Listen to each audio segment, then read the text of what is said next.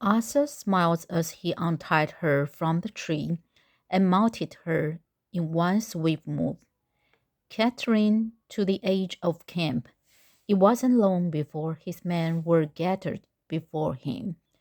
"Tonight we fight for Britain," Arthur called, his voice showing no sign of the fear he still felt before every battle.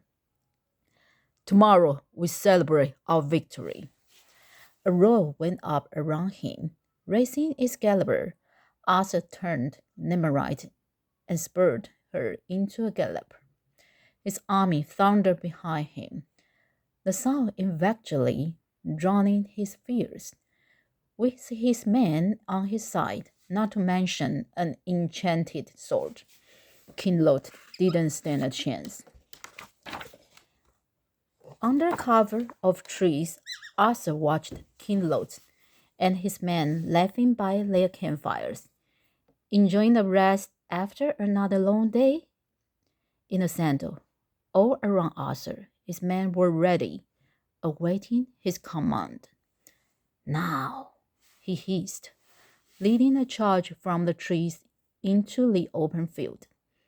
There was no hiding the sound of the horses' hooves, and the enemy soon spotted them. When they did, Arthur let out a battle cry that was quickly picked up by the others.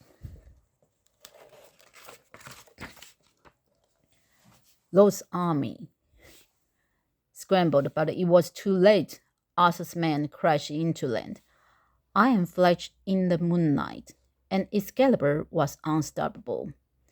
Even after Arthur had been toppled from his horse and joined others fighting on the ground, it pierced chainmails and breastplates as if they were water.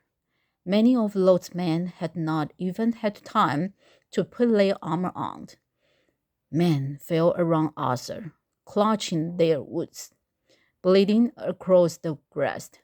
Then a giant rushed at him, so swinging wildly.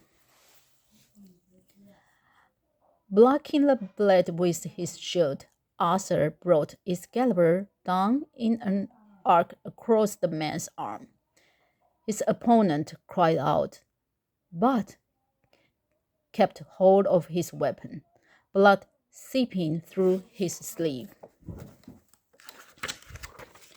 He and Arthur circled each other, two beasts, setting up their prey. Finally, they met with a clash that sent Arthur reeling back several steps, tripping over a body. Taking advantage, his opponent pounced, swiping his sword down Arthur's side. Crying out in pain, Arthur dropped to one knee. His enemy stood over him, sword at his throat. "You will not win this," the man said. "Your father may have been a great king, but you are just a boy." Arthur grinned, determined not to show fear. "He did not pull the soul from the stone. I did." And he rammed his shield upwards into the man's jaw. Leaping to his feet, Arthur made quick work of his dazed opponent, hitting his temple with Excalibur's pommel. The man dropped to the floor, motionless.